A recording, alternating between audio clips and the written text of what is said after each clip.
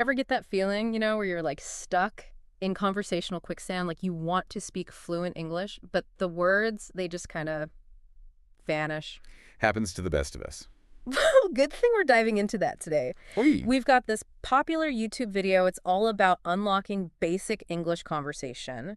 But here's the thing. It's less about like massive vocabulary lists Right. and more about the psychology of communication, nonverbal cues, active listening, the stuff that honestly most courses kind of skip over. Yeah, they jump right to the grammar rules, the fancy words. Exactly. So what's this video's take? What makes it different?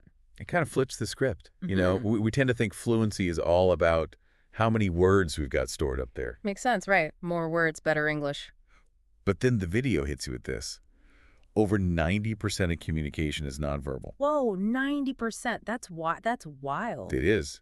And suddenly those awkward silences we all dread, they feel a lot less about, not knowing the right word. Yeah. And more about what our bodies are saying, even when we're not trying to. So if I'm giving a presentation and I'm like nervously fidgeting, Ah, yeah, classic example. that's doing more damage than a few ums and ahs. Potentially, yeah. Way more. And that's why this video, it starts with active listening. Active listening. Most people think it's just, hearing the words, right? Right, like just sitting there, being polite. But it's got to be more than that. It's about showing, demonstrating that you're truly engaged, not just present, but mentally there. I can see that. I mean, think about when you're talking and someone's really listening. Oh, it's a game changer. Doesn't it, build this instant trust? You feel comfortable opening up more? Absolutely. It makes you feel valued, like what you're saying matters. That's powerful stuff. So we're not just talking about nodding politely while someone rambles on. Nope. Active listening is way more active than that. It's a skill. Okay, so what are the signs, the giveaways of a truly active listener? The kind that makes people feel heard, understood, all that. Well, the video breaks it down nicely into 3 core elements. And the first one, it's all about giving your full attention. Full attention. So phones away, no multitasking. Exactly.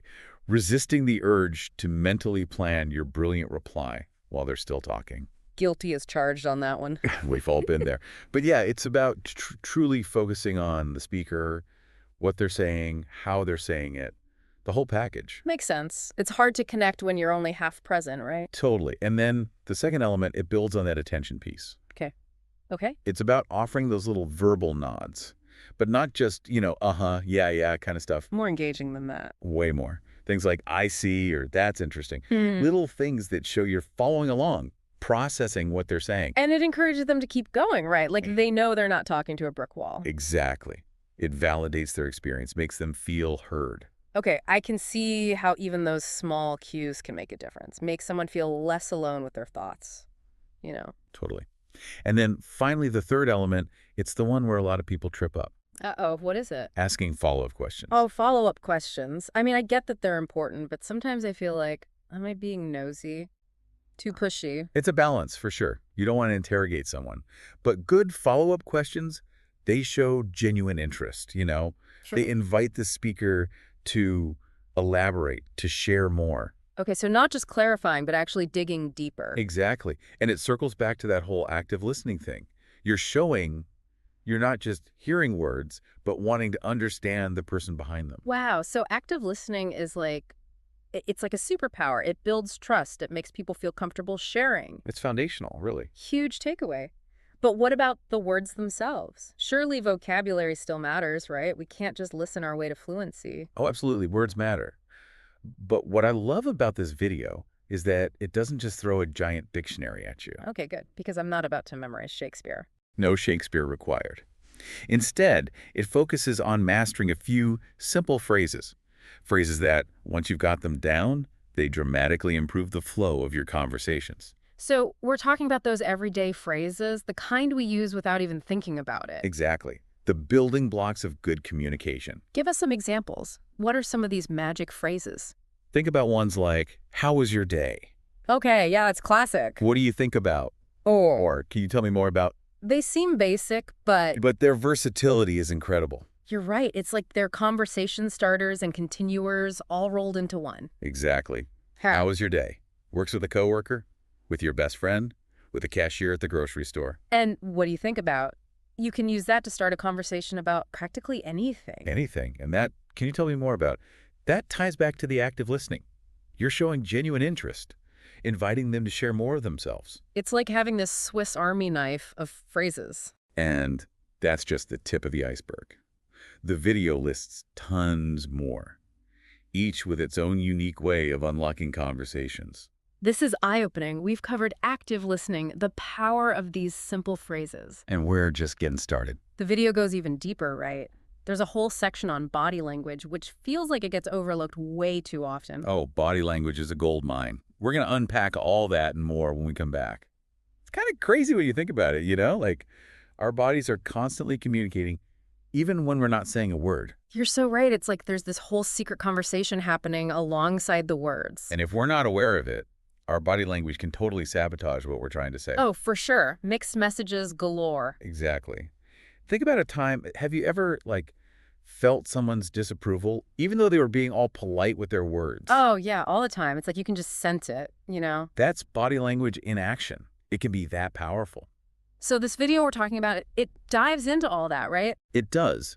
It breaks down 3 key areas of body language that can really make or break your communication. Okay, I'm ready. Hit me with number 1. Number 1 is all about maintaining eye contact. Eye contact. I gotta admit, that one can feel a little awkward sometimes. Oh, for sure. Especially if you're naturally a bit shy. But I guess it makes sense, right? When someone's holding your gaze, it makes you feel seen, listened to. Exactly. It conveys this message like, your words matter. I'm present with you right now. It's like the difference between, someone glancing at their watch while you're talking. Oh, the words. Versus someone who's like leaning in, fully present. One makes you feel totally dismissed. The other makes you feel like you could talk for hours. Exactly. It's all about that connection. Mhm. So eye contact, good. Staring intensely, not so much. Right. It's not about a staring contest. It's about finding that natural rhythm, connecting visually, looking away for a bit as you process what they're saying. Makes sense. Engagement without being creepy. Exactly. Okay, ready for body language tip number 2? Bring it on. Smiling genuinely. Oh, smiling. But that's got to be tricky, right? Because we all know those fake smiles, those like customer service smiles. Oh, yeah, the ones that don't quite reach the eyes. Yeah? A genuine smile, it's different. It involves the eyes, it crinkles the corners, it just signals warmth, approachability. And there's even science behind this. Like genuine smiles, they release endorphins, not just in the person smiling, but in the person seeing the smile. No way, really? It's true. So it literally makes the other person feel good, which creates a more positive vibe for the whole conversation. Wow, so smiling is basically a superpower. Pretty much. Okay, what's the final body language tip? Last but not least, it's all about open posture. Open posture. So like how we hold ourselves. Exactly. Think about it. Have you ever been talking to someone who's got their arms crossed, shoulders all hunched up? Oh, yeah. I instantly feel like I've done something wrong. Right. Even if their words are nice, you just get this vibe of defensiveness. Like stay away kind of thing. Yeah. So what does open posture look like? How do we do it right? It's about relaxed shoulders, uncrossed arms, maybe even using some hand gestures to emphasize what you're saying. So basically looking and feeling relaxed and engaged. Right. It signals that you're open to the conversation, both literally and figuratively. It invites the other person to relax and engage more freely. I love that. And you know what? All of this, it's connecting back to that active listening we were talking about earlier. Totally. It's not just about the words we hear. It's about the whole package. Our body language, our tone of voice, our genuine interest. It's like sending this message, this nonverbal message that says, I'm here with you, I'm listening, I care. Exactly. And that brings us to, the part where a lot of people get tripped up. Practice. Oh, right, practice. Because we can know all the theory, all the tips and tricks, but if we don't actually use them... It's all just head knowledge. It's Oh. got to get into our bodies, become second nature. So what does the video suggest for, getting that practice in? Well, it mentions some of the common methods like conversation clubs, language exchange apps. Okay, those are good. Even just, making an effort to chat more with English-speaking friends. Those are all great, but I can see how they might be intimidating for someone who's already nervous about their English. Oh, definitely. So let's break it down a bit. Conversation clubs, what are their pros and cons? Conversation clubs are great for structured practice, They often have set topics or prompts, which takes the pressure off having to come up with things to say on the spot. That makes sense. The downside is they can sometimes feel a bit formal, a bit less like, a natural flowing conversation. Right. So maybe not the best if you're super shy and just starting out. What about language exchange apps? I've heard those can be hit or miss. Yeah, they definitely can. The upside is you can connect with people from all over the world, which is amazing for exposure to different accents, different cultures. That's cool. But the downside is the quality varies wildly. Some partners are super dedicated, they show up every week, they're really invested in the exchange. Yeah. Others, they kind of flake out, you never know if they're going to show up. So it's a bit of a gamble. And then there's the whole just talking more with English-speaking friends thing. Right, that's always a good one. But I could see how that might not always be the most effective, you know? Like, what if your friends are super patient and they just let you slide even when you make mistakes? That's a valid point. It's easy to get complacent when you're in your comfort zone. So how do we make those casual hangs into actual learning opportunities? Intentionality is key. Instead of just chatting about random stuff, maybe pick a topic beforehand, something you're actually interested in. Okay, I like that. It gives you something to talk about, something to get excited about. And it motivates you to express yourself more clearly, to use the vocabulary you're learning. It turns a casual hang into a low-pressure practice session. I love that. So we've got conversation clubs, language exchange apps, intentional hangs with And friends. don't forget solo practice. Oh, right, solo practice. The video didn't talk too much about that, did it? It didn't, but there's so much you can do on your own. Like narrate your day in English, pretend you're a commentator on your life, Oh, that's fun. or watch English language movies with subtitles, but really focus on how the actors are conveying emotions with their voice, their body language. It all adds up. So we've got practice options for every personality type. Structured groups, global connections, casual hangs turned intentional, and even solo workouts for the introverts out there. There's really no excuse not to practice. But even with all the practice in the world, I think we've all had those moments where we just blank. Oh, yeah? We know the theory, we practice, we're feeling good, and then poof, the words vanish. It happens. What do we do in those moments? How do we deal with those conversational brain freezes? Oh, tell me about it. It's like our brains hit the pause button at the worst possible moment. Right. You're in the middle of a conversation, you know what you want to say, and then suddenly, blank. The words are gone. It's happened to all of us, I think. But is there, like, a way to avoid it, or at least deal with it better? Well, the video makes a good point, actually. It says, don't panic. Okay. Easier said than done, right? I know, I know. But seriously, instead of seeing those pauses as failures, like you messed up, Yeah. try to see them as opportunities Opportunities to do what? to gather your thoughts, to really process what the other person is saying and formulate your response. So instead of, like, umming and ahing and getting flustered. Exactly. Just take a breath, acknowledge the silence. You could even say something like, give me a moment to think about that, or let me process that for a second. I like that. It shows you're taking the conversation seriously, not just rushing to fill the silence. Exactly. It gives you a chance to, actually think about what you want to say. But what if, even after taking a moment, the words still aren't coming, like you're still drawing a blank? Oh, man, that's the worst. What do we do then? Just give up. Absolutely not. The video actually encourages viewers to, get this, ask for clarification. Ask for clarification. Yeah. So admit that we don't understand something. Yep. Sometimes we get so caught up in trying to sound fluent, trying not to make any mistakes, Yeah. that we forget communication is a two-way street. It's okay to ask for help. So if someone says something and I'm totally lost, it's better to just say, could you repeat that? Or I'm not quite sure I follow. Exactly. It shows that you're genuinely interested in what they're saying Yeah. and that you're not afraid to ask for clarification. It's so much better than pretending to understand and then missing the entire point of the conversation. Right. And honestly, most people are happy to explain things again, especially if it means the conversation can flow more smoothly. That's true. But what about those times when, we want to express a certain idea or feeling, but we just can't find the right words? Oh, I know that feeling. It's so frustrating. Yeah. But the video has a suggestion for that, too. Okay, I'm all ears. It encourages us to get creative. Instead of getting hung up on finding the perfect word, which might not even exist in our current vocabulary, Right.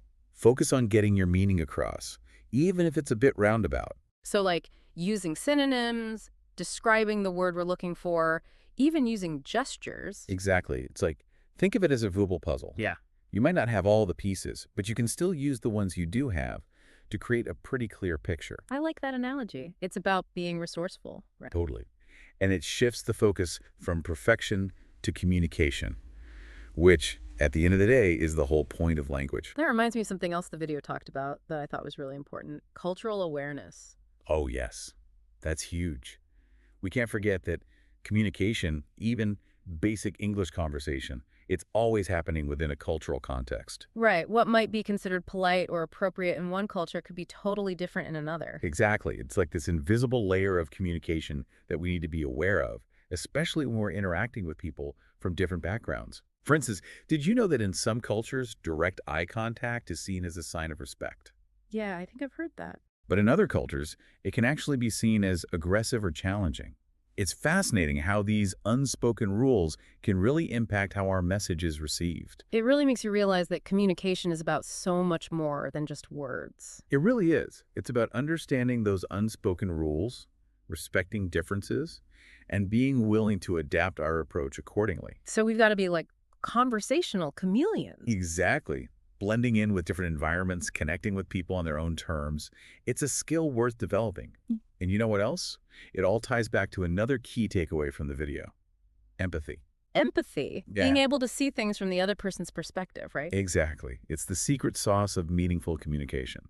But that can be tough sometimes, especially when we're so focused on our own anxieties about speaking another language. I get it. It's like we're so worried about making mistakes, about sounding fluent, that we forget to actually connect with the human being in front of us. So how do we cultivate more empathy in our conversations? How do we get out of our own heads and really tune in to the other person? Well, it starts with that active listening we were talking about earlier. When we truly listen to someone, not just their words, but their tone of voice, their body language, their unspoken emotions. We start to understand their experience on a deeper level. Exactly. It's about putting aside our own agenda, our own worries, and focusing on connecting with the other person as a human being. And that's where the magic happens. When we communicate with empathy, we create a space for genuine connection, understanding, even vulnerability. It transforms the conversation from a simple exchange of information to a shared experience, a moment of human connection. Wow, that's beautifully put. So as we wrap up this deep dive into the world of basic English conversation, What are some key takeaways our listeners can walk away with? well, I think the biggest one is that anyone can become a more confident, more engaging communicator. It's not about being perfect. It's about being present, being curious, and being willing to connect on a human level. Oh, and practicing. Mm. Lots and lots of practice, whether it's with a conversation partner, in a group setting, or even just by yourself. Every bit counts. Absolutely. And remember, communication is a journey, not a destination. So embrace the challenges, celebrate the victories, and never stop learning. Happy chatting, everyone.